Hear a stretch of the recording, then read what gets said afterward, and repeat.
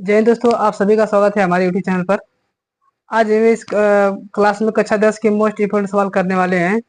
देखिए, जरूरी नहीं है कि कक्षा 10 के लिए है तो कक्षा 10 के लिए ही मतलब है। आप लोग अगर तैयारी भी करते हैं तो भी सवाल को देख सकते हैं, लगा सकते हैं। है आप किसी भी भर्ती परीक्षा की तैयारी करते हैं, रेलवे, एसएससी, किसी की भी, लोको पायलट, ग्रुप डी, किसी एनटीपीसी, किसी की भी तैयारी करते हैं तो भाई साहब ये सवाल आपको उसमें देखने को मिलते हैं। चल देखते हैं वो सवाल कौन कौन से हैं। लिखा है पहला सवाल इसमें, कहे कि 1.5 मीटर लंबा एक लड़का 30 मीटर ऊंचे भवन से कुछ दूरी पर खड़ा है। करे कि जब वह ऊंचे भवन की ओर जाता है तब उसकी आंख से भवन के शिखर का उन्नयन कोण 30 अंश से 60 अंश हो जाता है। बताइए कि भवन की ओर कितनी दूरी चलकर वह गया था। देखिए, लगा लीजिए सवाल। देखिए, 30 मीटर है, 1.5 मीटर लंबाई, 1.5 मीटर लंबा भी दिया है लड़की की लंबाई। अब ध्यान समझिएगा।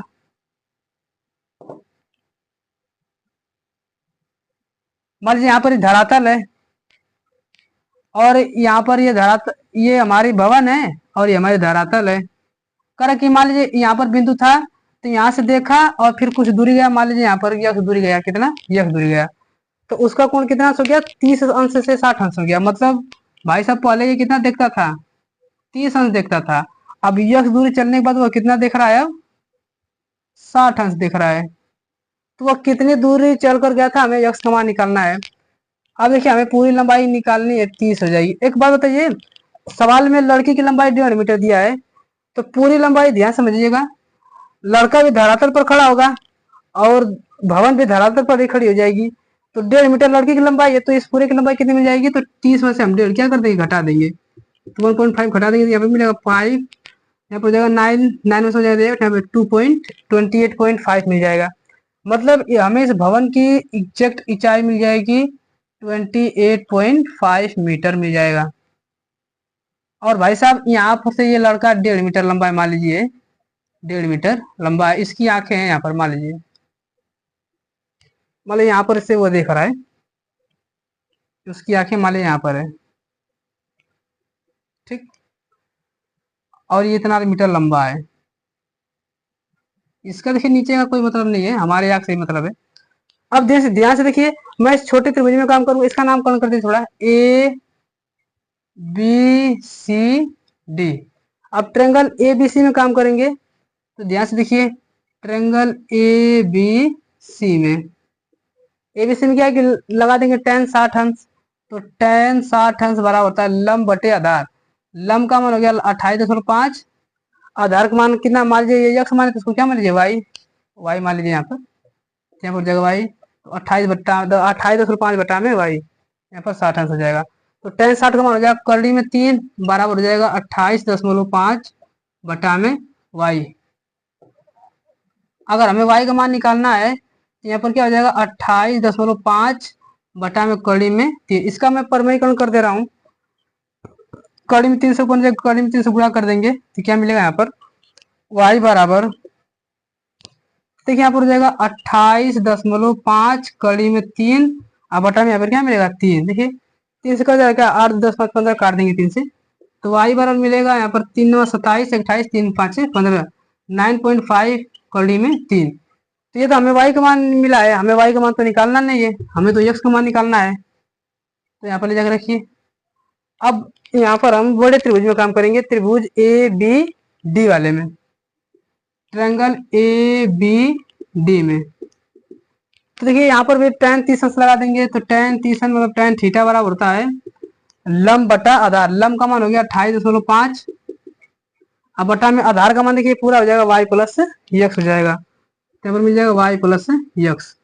tan 30 अंश का मान होता है 1 बटे कड़ी में 3 बराबर 28.5 बटा में y का मान अभी मैंने निकाला 9.5 कड़ी में 3 प्लस x हो जाएगा, x का मान हमें निकालना है, इसका एक में गुणा कर देंगे तो यहाँ पर क्या मिलेगा हमें, ध्यान से देखिए, तो 9.5 कड़ी में 3 प्लस x बराबर हो जाएगा 28.5 कड़ी में 3, ये उधर जाएगा तो घटा डाल देंगे, तो यहाँ पर यक्स का वैल्यू क्या मिल जाएगा 28.5 कड़ी में 3 और माइनस हो जाएगा तो 9.5 कड़ी में 3 घटा देंगे। तो देखिए यहाँ पर हो जाएगा 0.18 में जाएगा, यहाँ पर तो बचेगा 9, अब जो 19.0 मतलब 19 और कड़ी में 3 लिखा तो कड़ी में 3, मतलब कि वह यक्स का मान हमारा मिल गया 19 कड़ी में 3।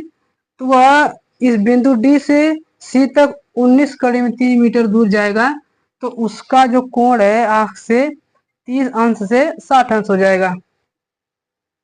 देखिए अगला सवाल, काफी अच्छा सवाल है,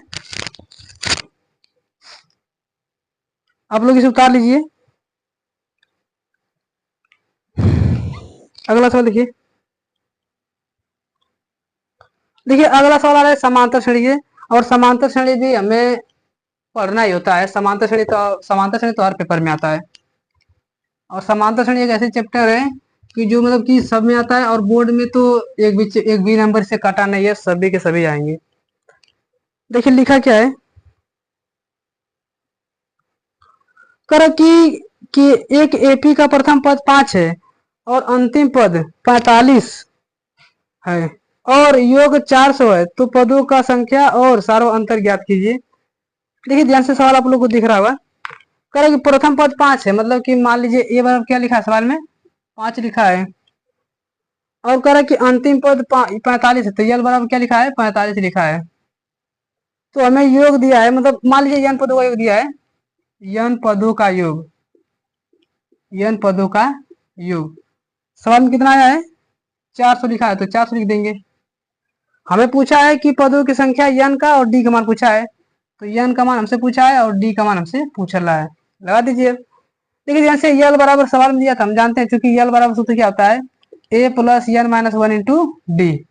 यल का मान कितना 45, ए का मान है 5, प्लस यहाँ पर एन माइनस वन, तो n minus one into d का मान तो निकालना है हमें। देखिए 45 इधर जाएगा तो 5 घट जाएगा, तो 40 में से 5 घटा देंगे, यहाँ पर क्या मिलेगा, 45 में 5 घटा देंगे, यहाँ पर 40 बराबर हो जाएगा n minus one into d हो जाएगा। तो ये तो n minus one into d का मान हो गया। अब यहाँ से हम निकालेंगे, देखिए हमें एन का और डी का दोनों को मान चाहिए, तो यहाँ पर एन और डी में समीकरण मिल गया। अब यहाँ से हम जानते हैं चूंकि यस एन बराबर सूत्र क्या होता है, एन बाई टू और 2a plus n minus one into d. Yes n मतलब एन पद का योगफल मैंने कितना माना है 400, तो 400 बराबर एन बाई टू और 2a plus n minus one into d. अब देखिए ध्यान से, दो गुणा में भाग में दे तो गुणा में 400 दूना 800 हो जाएगा, यहाँ पर मिलेगा हमारा 800 हो जाएगा, यहाँ पर एन 2a एक मासन कितना है 5, तो 5 दूनी 10 हो जाएगा यहाँ पर।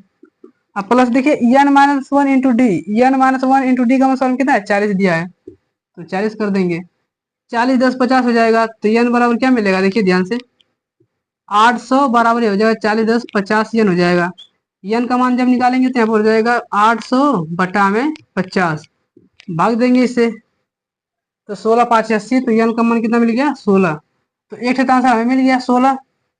और दूसरे वाले सवाल हमसे क्या कर रहा है, डी का मान याद करना, तो डी का मान इसको समीकरण बना लीजिए, तो एन का मान, तो एन का मान समीकरण, एन का मान समीकरण एक में रखने पर, एक मिनट जाकर रख दीजिए, तो यहाँ पर हो जाएगा 40 बराबर एन का मान हो जाएगा 16 minus one into D, D का मान तो निकालना है हमें। देखिए 16 में से घटा देंगे बचेगा 15, यहाँ पर हो जाएगा भाग में, तो 40 यहाँ पर हो जाएगा कितना बटा में 15 बराबर क्या मिलेगा डी, तो डी का मान हो जाएगा 5 बाटे 4, डी बराबर हो जाएगा 5 बाटे 40 और 5 तिहाई 15। तो भाई साहब हमसे पूछा था एन का मान और डी का मान, तो एन का मान हमें एक आंसर 16 मिल जाएगा और डी का मान आ जा रहा हमारा 3। ये हमारा पदों की संख्या है और ये हमारा सार्व अंतर है, देखिए ये क्या है, सार्व अंतर है, और ये हमारी क्या है, पदों की संख्या है, पदों की संख्या है। देखिए अगला सवाल क्या है, आप लोग इसे उतार लीजिए, देखते हैं अगला सवाल कौन सा है।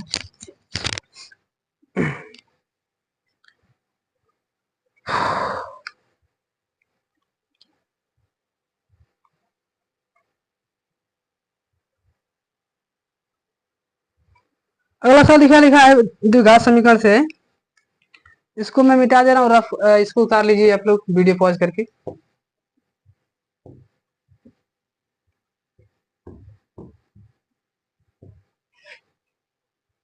लिखा है कि, देखिए अगला सवाल है, करा कि एक क्लास टेस्ट में शेफाली के गणित और अंग्रेजी में प्राप्त किए गए अंकों का योग 30 अंश है। यदि उसको गणित में 2 अंक अधिक और अंग्रेजी में 3 अंक कम लिए होते तो उनके अंकों का गुणनफल 201 नहीं है, 210 होगा, 210 होता। उनके द्वारा दोनों विषयों में प्राप्त किए गए अंक ज्ञात कीजिए। देखिए शेफाली एक टेस्ट दे रही है, मान लीजिए उसके मैथ में है, तो माना शेफाली का मैथ में नंबर कितना मान लीजिए, यक्स मान लीजिए, तो उसका अंग्रेजी में कितना हो जाएगा। देखिए दोनों का जो 30 दिया है, तो यदि मैं यक्स माना तो तीसरा दूसरा हो जाएगा 30 माइनस यक्स। अब प्रश्नानुसार लगा दीजिए सवाल में, प्रश्नानुसार करा कि उसको गणित में 2 अंक अधिक मिलते, तो गणित में उसको कितना मिलता था पहले यक्स, तो यक्स प्लस 2 मतलब उसको 2 अंक अधिक कर दीजिए। और क्या करा है कि अंग्रेजी में 3 अंक कम मिलते, तो अंग्रेजी में मिलते तो उसको 30 माइनस यक्स, तो 30 माइनस यक्स, इसको 3 अंक कम कर दीजिए मतलब 3 घटा दीजिए। अब दोनों का गुणनफल सवाल में दे दिया है, कितना है 210 है। भाई साहब सवाल खत्म, लगा दीजिए इसी को, यही हमारा आंसर हो जाएगा यक्स प्लस 2। देखिए 30 में से 3 घटा देंगे, यहाँ पर मिलेगा 27 माइनस यक्स बराबर हो जाएगा 210। इसका गुणा करेंगे तो यहाँ पर मिलेगा 27 यक्स माइनस में एक्स का गुणा करें तो माइनस एक्स स्क्वायर, 27 गुना प्लस 54 मिल जाएगा, और यहाँ पर मिलेगा माइनस 2x हो जाएगा बराबर 210 लिखा तो 210 हो जाएगा। अब देखिए यहाँ पर माइनस एक्स स्क्वायर है, 27 में से 2 घटा देंगे, यहाँ पर क्या मिलेगा प्लस 25x। अब देखिए यहाँ पर हो जाएगा प्लस 54, यहाँ पर हो जाएगा माइनस 210 बराबर 0 हो जाएगा। यहाँ पर हो जाएगा माइनस यक्स का स्क्वायर प्लस 25x। अब देखिए यहाँ पे घटा देंगे तो 156, 4 तो माइनस 156 आएगा क्या, हाँ तो माइनस 156 आ जाएगा बराबर 0। मैं दोनों पक्षों माइनस से गुणा कर दूं तो x square minus 25x plus 156 हो जाएगा बराबर क्या मिलेगा 0।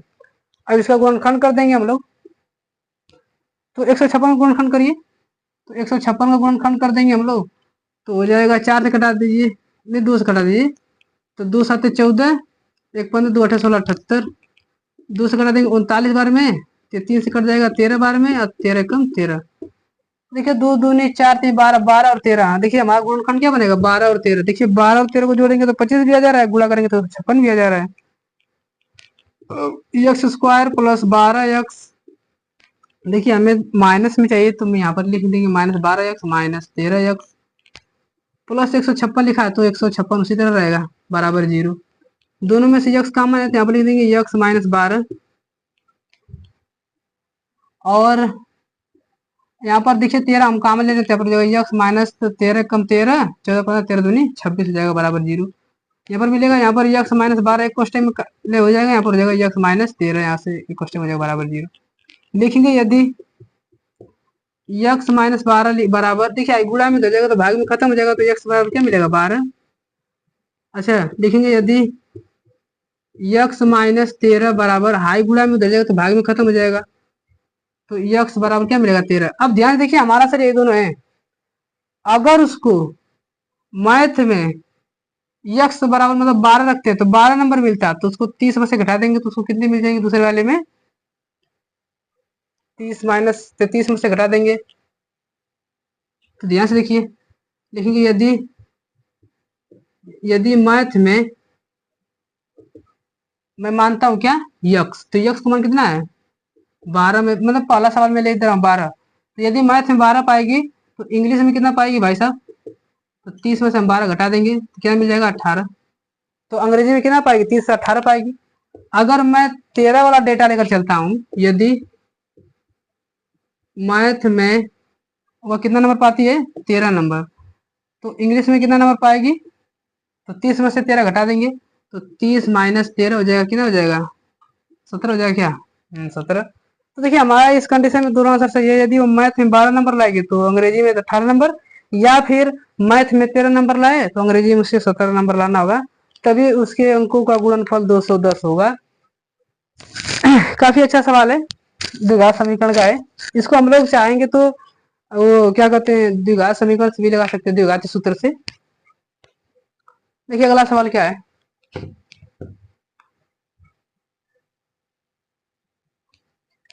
भाई साहब यूँ यहाँ पर सवाल बता दिया जा रहा है, आप लोग वहां पर कृपया करके उसे नोट कर लें या फिर वीडियो रोक करके उसे स्क्रीनशॉट जरूर ले लें।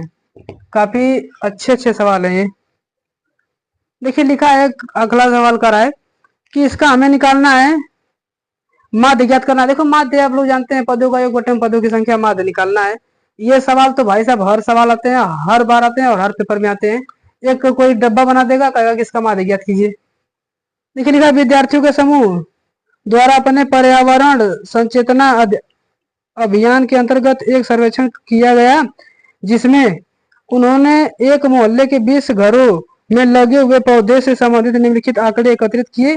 प्रति घर माध्य पौधों की संख्या ज्ञात कीजिए, मतलब माध्य ज्ञात करना है, सीधी बात। और नीचे लिखा है कि माध्य ज्ञात करने के लिए आप किस विधि का प्रयोग करेंगे और क्यों। हम लोग प्रत्यक्ष विधि लगा देंगे, बहुत आसान विधि है, पदों का योग बटे में पदों की संख्या। देखिए ध्यान से, यहाँ पर मैं एक डब्बा बनाऊंगा, अब हो जाएगा हमारा पौधों की संख्या। सवाल में क्या लिखा है, पौधों की संख्या। अच्छा यहाँ पर मैं थोड़ा सा नीचे लिख रहा हूँ, आप लोग को स्पष्ट दिखेगा। पौधों की संख्या और इनकी बारंबारता सवाल में क्या लिखा है, घरों की संख्या। देखिए घरों की संख्या, घरों की संख्या, ये हमारी बारंबारता हो जाएगी, ये का मान हो जाएगा, मतलब जो बाद में दिया रहेगा। और ये हमारा वर्ग अंतराल लिखा लिखा है 0 से 2, 2 से 4, 4 से 6, 6 से 8, 8 से 10, 10 से 12 और 12 से 14। देखिए ये पौधों की संख्या है। और इसमें घर कितने हैं, देखिए एक है इसमें, दो है इसमें, एक दो, एक पाँच छः, एक पाँच छ, दो तीन। अब देखिए ध्यान से समझिएगा। हमें माध्य बराबर जानते हैं, ये क्या होता है, पदों का योग मतलब सिग्मा एफ एक्स बटा में सिग्मा एफ होता है, मतलब पदों का योग बटा में पदों की संख्या ही होती है। अब देखिए ध्यान से, तो इसमें यक्स का मान निकालेंगे, तो यहाँ पर निकालेंगे यक्स का मान, इसको कहते हैं वर्ग चिन्ह। क्या कहेंगे इसे, वर्ग चिन्ह। अब वर्ग चिन्ह क्या होता है, इसको हम इसी इसी के अंतराल को हम जोड़ के इसमें क्या करते हैं, घटा देते हैं, मतलब इसको जोड़ के 2 से आधा कर देंगे। 0 2 जोड़ेंगे 2, 2 का आधा 1 मिल जाएगा। 4 2 6, 6 का आधा 3 मिल जाएगा। 6 4 10, 10 का आधा 5 मिल जाएगा। 6 8 से 14, और 14 का आधा क्या मिल जाएगा, 7। देखिए ध्यान से, 2 2 बड़ा है, 1 2 3, 3 2 5, 5 2 7, 7 2 9 हो जाएगा, 9 2 11, 11 2 13 हो जाएगा, 13 हो जाएगा। अब देखिए ध्यान से, ये हमारा यक्स का काम हो गया। अब हमें निकालना है एफ एक्स, निकालेंगे एफ इंटू एक्स, एफ और एक्स का मल्टीप्लाई। तो गुणा करना, एक एक कम एक, द्वितीय 6, 5 एक कम 5, 7 5 है 35, जोड़ेंगे 9 6 54, 11 दूनी 22 और 13 तिहाई 39 जोड़ देंगे। अब सबको जोड़ दीजिए यहाँ पर। देखिए ये तो सवाल में जोड़ने, 3 2 5 6 11, 11 5 16, 16 और 4 20, ये तो सवाल में लिखा ही है ना, एफ बराबर सिग्मा या बराबर लिखा है क्या, 20 लिखा है, वैसे भी सवाल में 20 दे दिया है। इसको जोड़ देंगे हम लोग। देखिए 9 2 11, 11 4 15, 15 5 20, 20 5 25, 25 अच्छा 31, 1 32 को 2 हासिल 3, 3 2 5 5, 5 10, 10 3 13, 14 15 16, यहाँ पर 162। मतलब ये हमारा किसका मान है, ये हमारा मान है सिग्मा, मतलब जोड़ है किसका, एफ इंटू एक्स का। तो आप निकालेंगे इसलिए माध्य, और माध्य बराबर हम जानते हैं यक्स पर बार बराबर होता है सिग्मा एफ एक्स बटा में सिग्मा एफ होता है। सिग्मा एफ एक्स का मान सवाल में अभी मैंने निकाला, ये देखिए सिग्मा का मतलब जोड़, एफ एक्स का मतलब एफ एक्स वाले को जोड़ देंगे 162, और बाई क्या लिखा है यहाँ पर 20 लिखा है, तो 20 कर देंगे। देखिए 2 से भाग करेंगे, दो दो 8 16, 2 कम 2, दशमलव लगा देंगे तो 8.1, मतलब यहाँ इस पौधे के भार का मान कितना मिल जाएगा, मतलब माध्य 8.1 मिल जाएगा। देखिए भाई साहब ये भी सवाल बहुत इंपॉर्टेंट है। देखिए उतार लीजिए, काफी अच्छे सवाल हैं ये भी, स्क्रीनशॉट ले लीजिए। ले लिए, नहीं लिए मत लीजिए, बहुत पछताएंगे आप लोग नहीं लेंगे तो। अगला सवाल देखिए।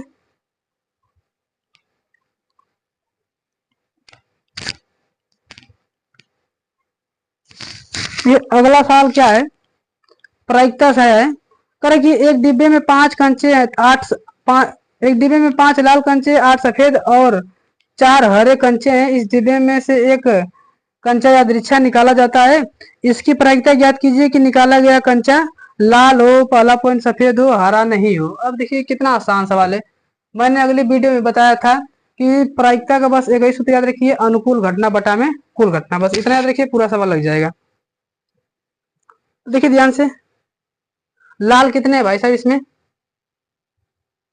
लाल है इसमें 5 है, कितने हैं 5 है। सफेद कितने इसमें है, सफेद है इसमें 8 है। निकालेंगे अब इसमें हरे कितने हैं, 4 है। देखिए सवाल में हमसे पहला पॉइंट पूछा क्या है, कह रहा है कि, एक मिनट, कह रहा है प्रायिकता ज्ञात करना है, पहला लाल हो, क्या हो, लाल हो। तो पहले पॉइंट में निकालेंगे यहाँ पर, लाल गेंद की प्रायिकता। देखिए प्रायिकता बराबर होता है अनुकूल घटना बटा में कुल घटना होता है, लगा दीजिए सूत्र। तो अनुकूल घटना मतलब जितना घट सकता है, 5 में से घटेगा तो अनुकूल घटना 5, अब बटा में कुल घटना देखिए 8 5 13 4 17, तो 13 बटा 17 हो जाएगा। दूसरे सवाल में हमसे पूछ रहा है कि सफेद की प्रायिकता ज्ञात कीजिए। निकालेंगे यहाँ पर सफेद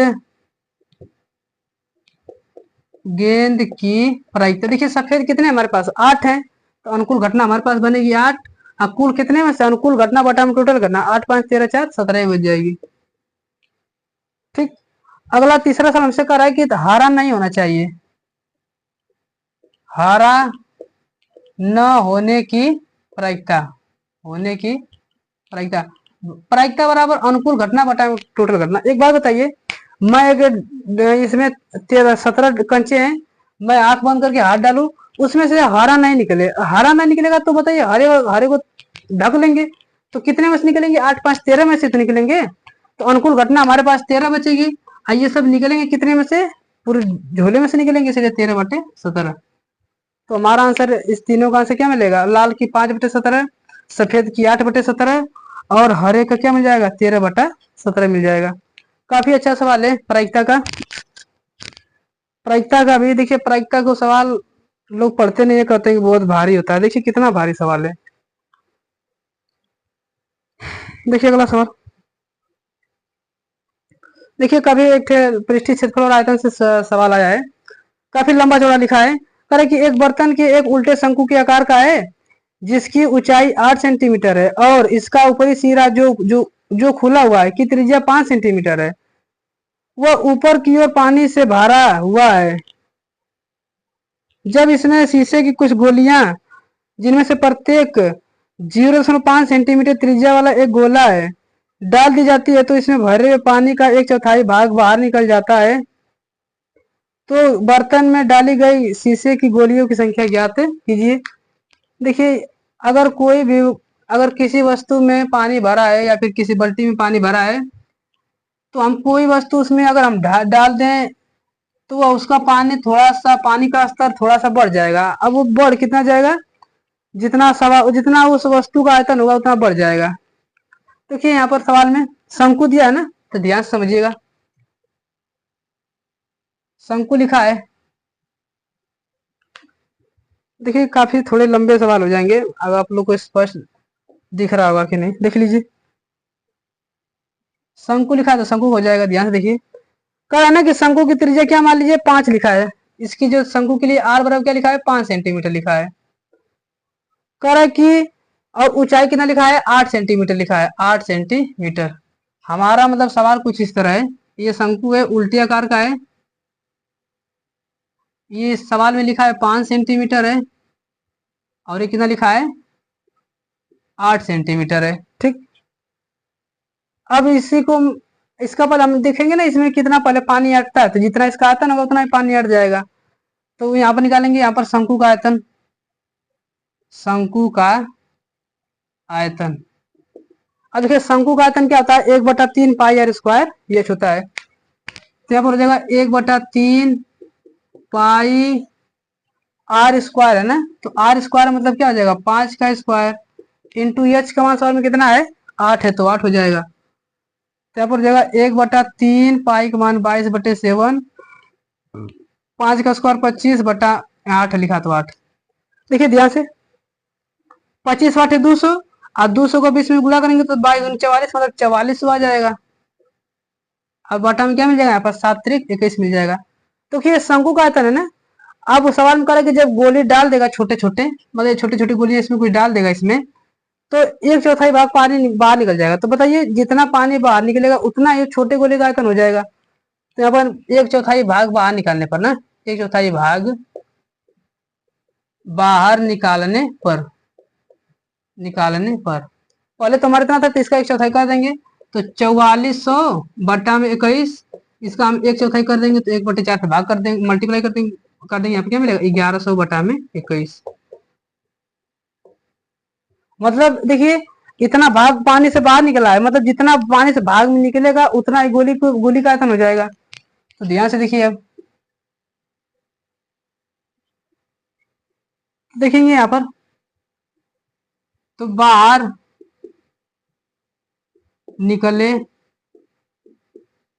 पानी का आयतन बराबर जाएगा, मान लीजिए गोली की संख्या यक्स है, यहाँ पर थोड़ा सा लिख देंगे, माना गोलियों की संख्या मान लीजिए कितनी, n है, तो n इंटू प्रत्येक गोली का आयतन हो जाएगा, n गोलियों का आयतन। अब देखिए पानी से बाहर कितना निकला है, 1100/21 निकला है, तो 1100/21 बाहर निकल जाएगा, जितना पानी निकलेगा उतना ही तो आयतन होगा। तो n इंटू देखिए गोली छोटा रहे चाहे बड़ा रहे, गोले का आयतन होता है 4/3, पाई का मान 22/7। आर क्यू सवाल में है, तो सवाल में देखिए लिखा है 0.5 सेंटीमीटर की त्रिज्या है, मतलब हो जाएगा 0.5 सेंटीमीटर का 3 बार गुणा कर देंगे, तो हो जाएगा 1100/21 बराबर n हो जाएगा, यहाँ पर 4n/3 गुणा कर देंगे, 7×21 हो जाएगा, यहाँ पर जाएगा 22 उसी तरह है। देखिए 25 5 गुणा करेंगे तो 50 25 5 125 हो जाएगा, मतलब यहाँ पर जाएगा 125, मतलब 10.125 आ जाएगा। हल कर दीजिए अब इसे, ध्यान से देखिए, यहाँ पर मैं काट दूं 11 कम 11, ये 100 बार में कट जाएगा, 11 दूनी 22 से 2 बार में कट जाएगा, ये 21 से 21 कट जाएगा, क्या कट जा रहा है। यहाँ पर देखिए मिलेगा क्या, ध्यान से समझिएगा, 100 बराबर क्या मिलेगा, यहाँ पर 4 दूनी 8 n, यहाँ पर मिलेगा 0.125 हो जाएगा। देखिए 25 200 और 8 कम 800, 800 और 200 यहाँ पर क्या मिलेगा, यक्स मतलब 1 मिल जाएगा। देखिए यहाँ पर, तो यहाँ पर यक्स मतलब n मिल जाएगा, बस n बराबर क्या मिलेगा हमारे यहाँ पर 100। तो हम यहाँ पर हमने पूछा था, उसने पूछा था कि गोलियों की संख्या कितनी है, तो मैंने गोलियों की संख्या n मानी थी। आज सवाल में मेरे गोलियों की संख्या क्या मान लिया, n, तो n हमारा मतलब गोलियों की संख्या कितनी हमारा आ जाएगा, 100 हो जाएगी। हमारे पास 100 गोली थे, तभी उसका आयतन बाहर मिल गया है हमें। इन 100 गोली का आयतन इसकी क्या हो जाएगा, बराबर हो जाएगा।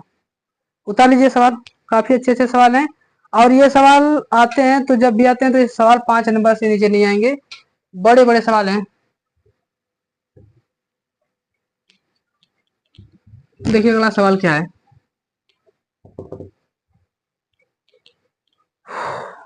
बड़ी गर्मी है।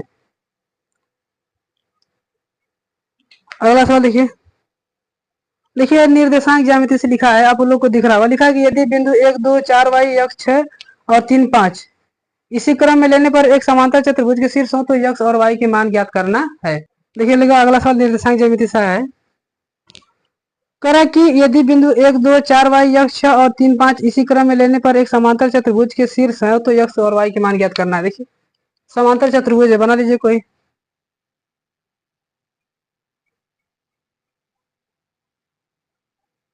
यक्स वाई के मान सामने कितना, देखिए यहाँ पर 1 2 लिखा है, इसका मान ए, यहाँ पर 1 2 हो जाएगा। यहाँ पर क्या लिखा है, 4 वाई हो जाएगा। यहाँ पर क्या हो जाएगा, यक्स 6 हो जाएगा। और यहाँ पर क्या लिखा है, 3 5 हो जाएगा। तो मैं इसका ए बी सी डी इतना याद रखिए कि जो भी आप नाम रखेंगे क्रमागत नाम रखना है, नहीं तो सवाल आपसे गड़बड़ हो जाएगा। देखिए हमें यहाँ पर निकालना है यक्स और वाई के मान। तो आपने समांतर चतुर्भुज की एक प्रॉपर्टी पढ़ी होगी, वो है कि समांतर चतुर्भुज के जो विकर्ण होते हैं परस्पर संपाती होते हैं। क्या होते हैं, संपाती होते हैं। तो देखिए संपाती होने का मतलब क्या है कि इसके मध्य बिंदु यहाँ पर मिलेगा, उसका मध्य बिंदु यहाँ पर मिलेगा, मतलब दोनों एक ही बिंदु पर मिलेंगे। जितना इसका मध्य बिंदु होगा उतना इसका मध्य बिंदु होगा। तो मध्य बिंदु लगा दीजिए, यहाँ पर निकालेंगे यहाँ पर AC का मध्य बिंदु, AC का मध्य बिंदु। AC का मध्य बिंदु क्या होगा कि दोनों को जोड़ के 2 से भाग करते हैं, x कोऑर्डिनेट को और y कोऑर्डिनेट को। इसको लिखेंगे x1, इसको मानेंगे y1, इसको x2 और क्या मानेंगे y2। तो सूत्र होता है x1 प्लस x2 बटा में 2। तो x1 प्लस x2 मतलब कि 1 प्लस x बटा में 2 क्या हो जाएगा बराबर y1 प्लस y2 मतलब 2 प्लस 6 बटा 2 है तो बटा 2 कर देंगे। तो AC का मध्य बिंदु है। अब इसी तरह निकालेंगे हम BD का मध्य बिंदु, BD का मध्य बिंदु। देखिए इसका भी मध्य बिंदु क्या है, इसको x1 मानेंगे, इसको y1 मान लेंगे, इसको x2 मान लेंगे और इसको क्या मान लेंगे, y2 मान लेंगे। तो x1 प्लस x2 बटा में 2 हो जाएगा, तो 3 प्लस 4 बटा में 2 हो जाएगा। तो 3 प्लस 4 बटा में 2 हो जाएगा। और यहाँ पर क्या हो जाएगा, ध्यान से देखिए y1 प्लस y2 मतलब 5 प्लस y बटा में 2 हो जाएगा। तो 5 प्लस y बटा में 2। अब ध्यान से देखिए AB का मध्य, AC का मध्य बिंदु O है और BD का भी मध्य बिंदु O है, तो दोनों का मान तो एक ही है, तो इन दोनों को बराबर कर देंगे। इसलिए 1 प्लस x बटा में 2 कामा 2 प्लस 6 बटा में 2 यह बराबर जाएगा किसके, इस बिंदु के, क्योंकि ये दोनों का निर्देशांक वही तो है। तो 3 प्लस 4 बटा में 2 काम हो जाएगा 5 प्लस y बटा में 2। हल कर दीजिए, हमारा से मिल जाएगा। ये कोऑर्डिनेट इस कोऑर्डिनेट के बराबर हो जाएगा। तो 1 प्लस x बराबर क्या मिलेगा, बटा में 2 और 3 प्लस 4 बटा में 2, 2 से 2 काट देंगे। तो यहाँ पर क्या मिलेगा, 1 प्लस x बराबर क्या मिलेगा, 4 3 7। तो x बराबर क्या मिलेगा, 7 में से 1 घटा देंगे, क्या मिलेगा 6। अब इन दोनों को बराबर कर देंगे, यहाँ पर मिलेगा 2 प्लस 6 बराबर क्या मिलेगा, 5 प्लस y बटा 2 है तो बटा 2 कर देंगे। ये 2 से 2 कट ही जाएंगे, कोई परवाह नहीं पड़ता है। तो 6 2 8 हो जाएगा, बराबर हो जाएगा 5 प्लस वाई। अब बराबर क्या मिलेगा, वाई में से 5 में से 8 में से 5 घटा देंगे, यहाँ पर क्या मिलेगा 3। तो पहले यक्स का मान, इसलिए निर्देशांक क्या मिलेगा हमें, यक्स का मान 6 है और वाई का मान कितना है 3। वाई क्या मिलेगा आंसर 6 का मान 3। देखिए मैं इसको शॉर्ट तरीके बताऊं, इतना अगर कंपटीशन लेवल के हिसाब से देखा जाए तो मैं इसको शॉर्ट तरीके बता दे रहा हूँ। कुछ नहीं होता है, इन दोनों का योगफल, इन दोनों को देखिए यहाँ पर तो बता देंगे सवाल गड़बड़ा जाएगा, मैं बता दे रहा हूँ तुम्हें। ये दो जो उल्टे साइड वाले थे उनका जोड़ दीजिए, तो 1 प्लस 6 हो जाएगा। अब बराबर जगह इनके विपरीत जोड़ दीजिए, 4 प्लस 3 हो जाएगा। तो 4 प्लस 3 हो जाएगा। देखिए 4 3 7, एक्स में से 7 एक घटा देंगे, एक्स बराबर डायरेक्ट मिल जाएगा। इतना हमें लिखने की कोई जरूरत नहीं पड़ेगी।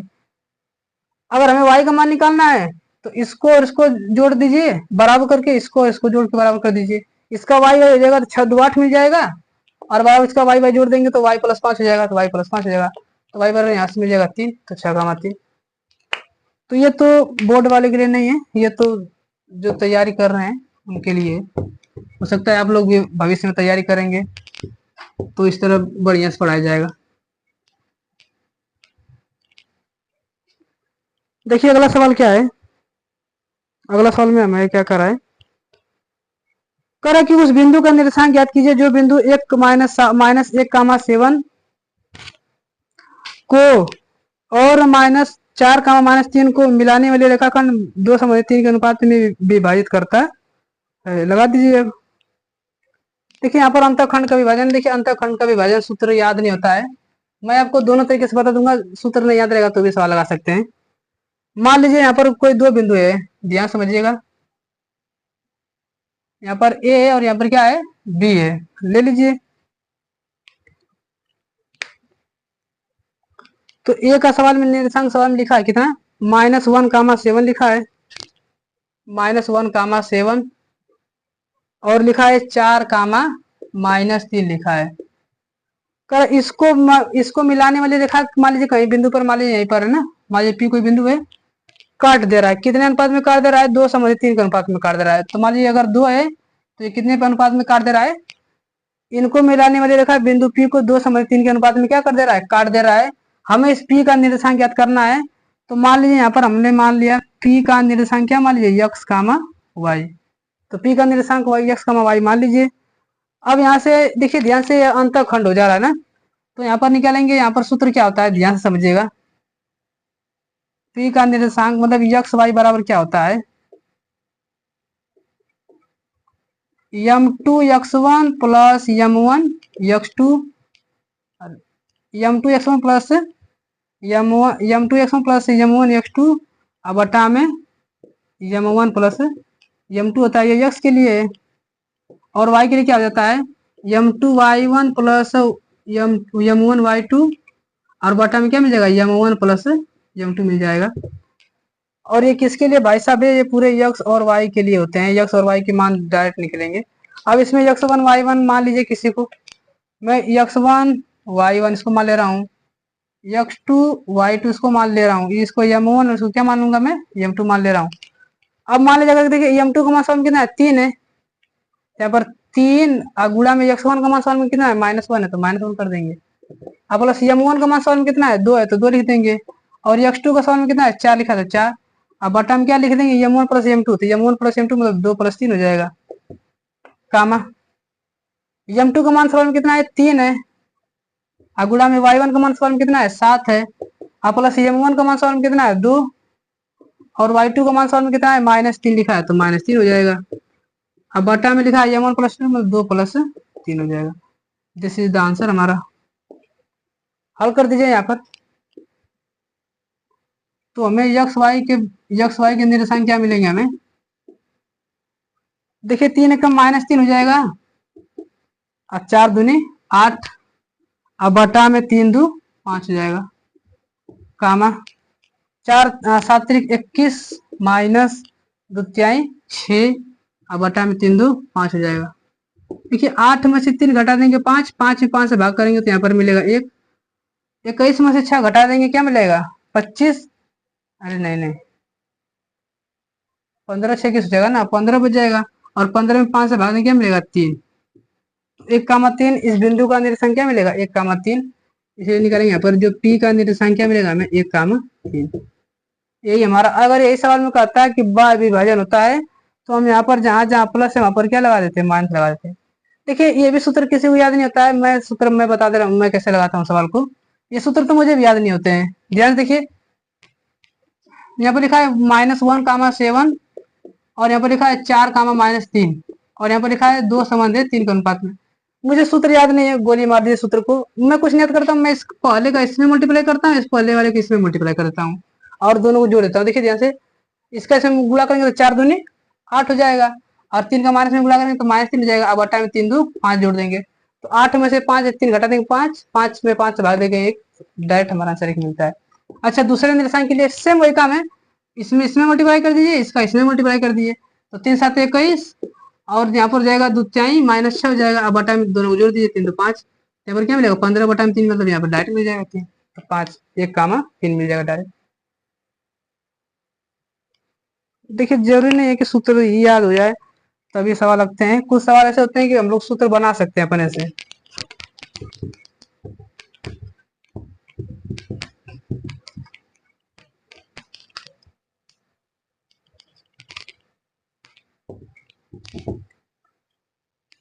देखिए अगला सवाल,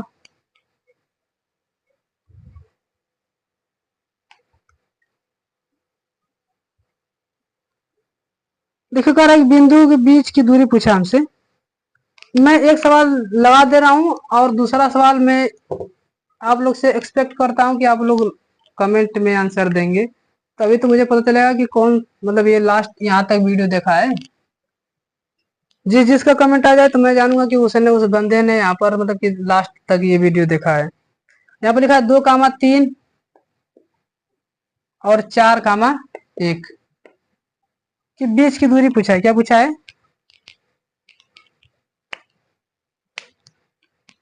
इतना हुआ इतना के बीच की दूरी, यही हमारा सवाल है।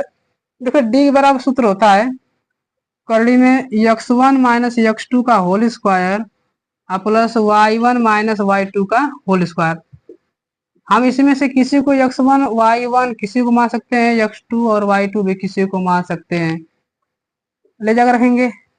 x1 का मान कितना है 2 माइनस x2 का मान कितना है 4, तो 2 माइनस 4 का होल स्क्वायर प्लस y1 का मान सवाल में कितना है 3 और माइनस y2 का मान कितना है सवाल में 1, y1 का होल स्क्वायर हो जाएगा। तो देखिए ध्यान से, तो देखिए 2 में से 4 घटा देंगे मिलेगा -2 और -2 का स्क्वायर करेंगे तो +4 मिल जाएगा। 3 में से घटा देंगे मिलेगा 2, 2 का स्क्वायर क्या कर देंगे 4, तो 4 4 कड़ी में 8 और कड़ी में 8 को मैं बाहर निकाल सकता हूँ तो 2 कड़ी में 2 इधर। Right answer for this question. देखिए मैं ये सवाल एक लगा दिया हूँ, मैं आप लोग से एक्सपेक्ट करता हूँ कि ये सवाल आप लोग लगा के भेजिएगा। 3,4 6,8 कि वह इतना के बीच की दूरी, इतना के बीच की दूरी। ये सवाल सभी लोग कमेंट लगा के भेजिएगा। सेम इसी का भाई सवाल है।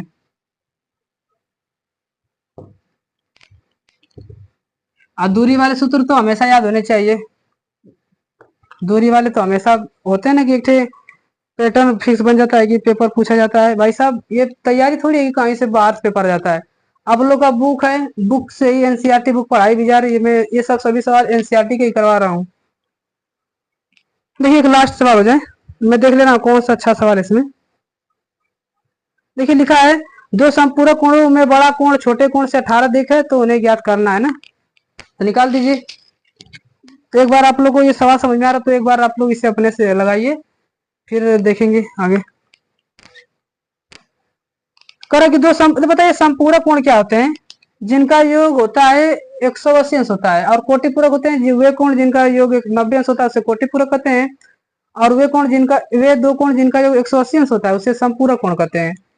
तो ध्यान से देखिए, मैं मान ले रहा हूं, थोड़ा मैं इंक देख ले रहा हूं।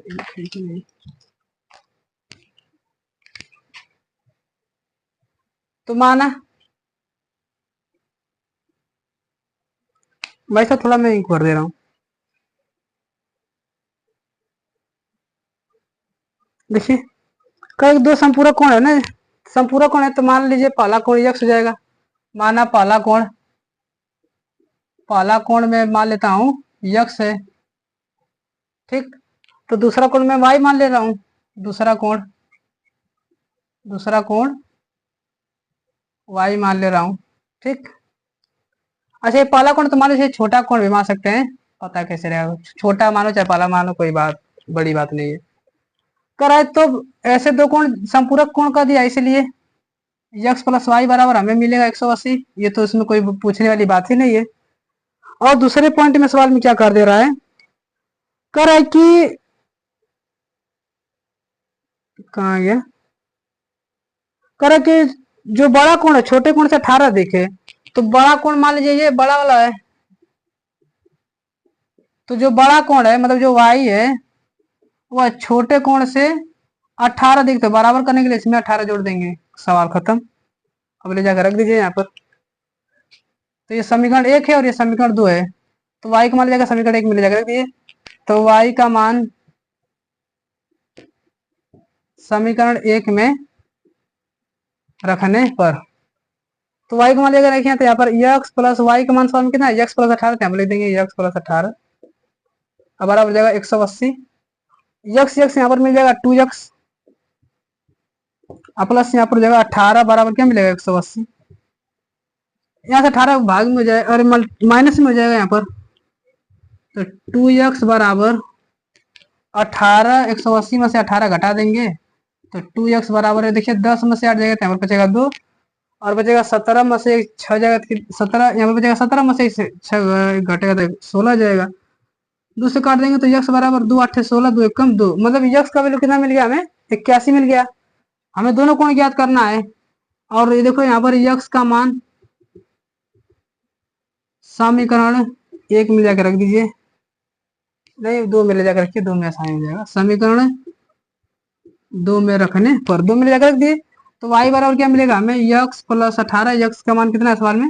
81, और ये y का मान 18 है। उसी तरह 8 1 9 8 1 9 99। तो भाई साहब हमारा बड़ा कोण छोटा कोण क्या मिलेगा हमें? छोटा कोण मिलेगा हमारा 81, और बड़ा कोण क्या मिलेगा हमारा? 99 इज द राइट आंसर। देखिए मैंने काफी आज सवाल करवाए हैं, काफी अच्छे अच्छे सवाल हैं। मैं फिर बता दे रहा हूँ कि अगर आप किसी मतलब कंपटीशन की भी तैयारी करेंगे तो ये सवाल आप लोग को एक बार वीडियो पॉज करके लोग को लगाना चाहिए आप लोग को भी, कि देखते हैं ये सवाल लगता है कि नहीं। काफी अच्छे सवाल हैं। सोच रहा हूँ मैं आप लोगों के सवाल दे दूँ एक सवाल पक्का। चलिए एक सवाल लिख लीजिए। यहाँ पर ये सवाल आप लोग को दिख रहा होगा, ये सवाल मुझे होमवर्क में चाहिए। ये सवाल मैं देखता हूँ कौन को लगाकर भेजता है। चलिए ठीक है, धन्यवाद। अगर वीडियो आपको अच्छा लगे तो इसे लाइक शेयर और सब्सक्राइब जरूर कीजिए। चलिए ठीक है, धन्यवाद।